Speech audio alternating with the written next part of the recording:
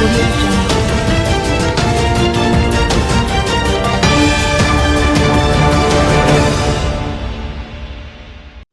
Police sergeant killed at police station. A police sergeant was shot and killed on the compound of the Halfway Tree police station in St. Andrew. A reliable police source told reporters that the sergeant was escorting an accused when the man got held of another policeman's firearm. Somebody was being escorted by the police. That person grabbed another policeman's firearm, shot him, and killed the policeman who was escorting him, the source stated.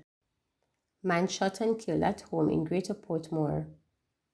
The Portmore Police in St. Catharines South Division have launched an investigation into the murder of a 31-year-old man in the parish on Sunday night. The dead man has been identified as Nathaniel Watt of 2 West Greater Portmore, St. Catherine. About 3:45 p.m., Watt was reportedly shot and killed at home. The police were summoned and the body was observed with gunshot wounds. The Portmore Criminal Investigation Branch is probing the incident. Artist manager Ramesh Major engaged Tasrikil Witter. Event promoter and artist manager Ramesh Major and his longtime girlfriend Miss Witter are engaged. The couple, who have been publicly dating since 2022, made the announcement in a heartfelt post on Instagram on Monday. "If you have told me years ago that this day would come, I would laugh at you. She gave me the chance to be a part of her life, and I'm not letting her go," Major wrote. "A lot of people doubted our relationship in so many ways, but God and our happiness is always saying something different. You don't marry someone you can live with, you marry the person you cannot live without. And Miss Witter is that woman for me," he added, accompanied by his message with heart emojis. Witter, who is a social media influencer, also shared her excitement on Instagram, posting, "She's a fiancée. I said yes to the love of my life, and I am beyond ecstatic to the beginning of forever." The couple's engagement has been met with an outpouring of congratulations from fans and friends alike, celebrating this significant step in their journey together. Rural MPs lament lack of ABMs in their constituencies. With their constituents often forced to travel many miles to access automated banking machines (ABMs), Member of Parliament MPs representing rural constituencies are pleading with the Bank of Jamaica (BOJ) to assist them in getting more machines sited in their communities. The matter was ventilated at last Thursday's meeting of the Parliament Economy and Production Committee that was attended by Bank of Jamaica Governor Richard Blight and a team from the Central Bank. Member of Parliament for Westmoreland Eastern Daniel Lawrence told the committee that there is one ABM serving the entire constituency. The loan machine is located in White House. 2, including one that was located in Darlington, were removed after they were broken into.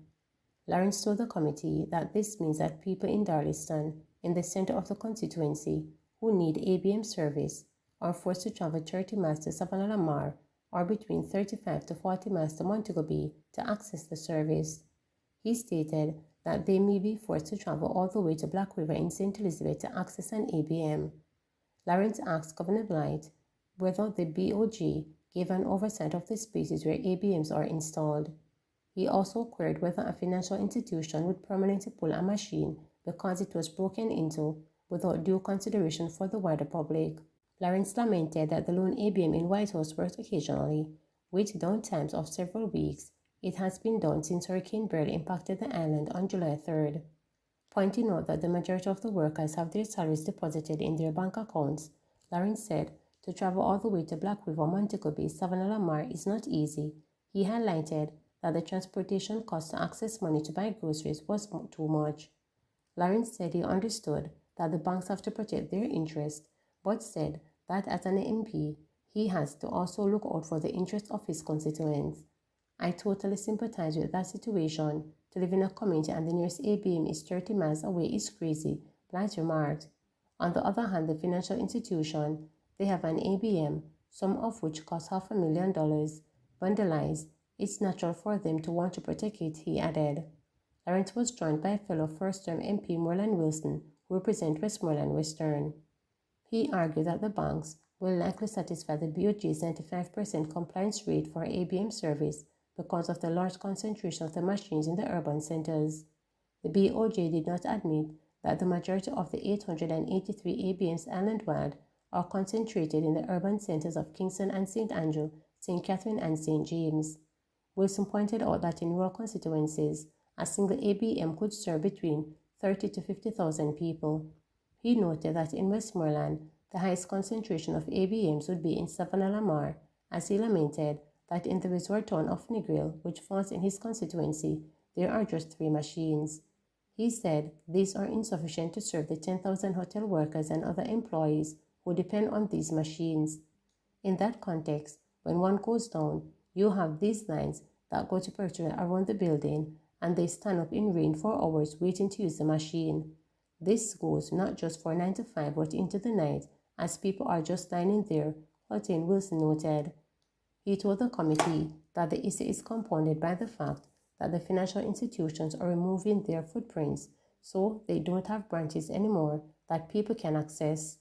Where they still have branches, they have something new called non-cash branches, which means you cannot get money, Wilson pointed out. Meanwhile, Dwight Sibbles, who represents Clarendon Northern, said there are only 2 ABMs in his constituency. He said they face significant downtime, with the other problem being that they often run out of cash quickly because they serve so many people. I think the banking institutions could pay some attention to the rural space, Sibbles remarked. The BOJ said it is willing to help, but Blight told the MPs that the machines come at a significant cost to the financial institution, as much as US $500,000, which is the equivalent of $76 million in Jamaica. They were also told that they were best positioned to help identify suitable locations where the ABMs could be sited. The BOJ team had earlier told the committee that Hurricane Beryl had disrupted the 9-month deadline it had given DTI to fully implement minimum service standards for ABM. The directive was given in April amid widespread customers' complaint of machine running out of cash or being down for a long period. On Thursday, Light said we have published a couple months of reports on these machines, by bank, by geography, and we've seen improvement over the months, and then came Beryl, and that has been an obvious setback. He noted that before the setback, the BOG had good interaction with the banks regarding the need to improve their ABM services.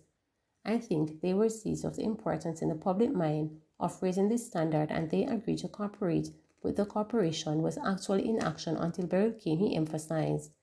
We have the challenge now of building back to those standards, and until we get back power, internet back into all the communities, we're going to see these standards remain fairly low. Under the service standard, the bank are required to have 90% of their ABMs operating in any given month. The ABMs must also maintain uptime of 95% or more. Deputy BOJ Governor Dr. Lewis told the committee that since hurricane hit, the standards have fallen to below or between 68% and 87%. However, Lawrence told the central bank representatives that the problem with the lack of ABMs in his constituency predates Beryl. Blythe shared that the Bank of the Minister of Finance were in discussion about the ways in which the government and the banks can cooperate to make sure that the distribution of ABMs throughout the island meet customer requirements more, even when there are no good economic case or where the private sector can't find an appropriate and secured location. In this regard, the government may have offices that are secure. There may be police stations where ABMs can be put, he stated. He encouraged the MPs to become part of the process in identifying suitable locations, noting that they know their constituencies best. Remember to subscribe, like, share, and click the notification bell for daily updates.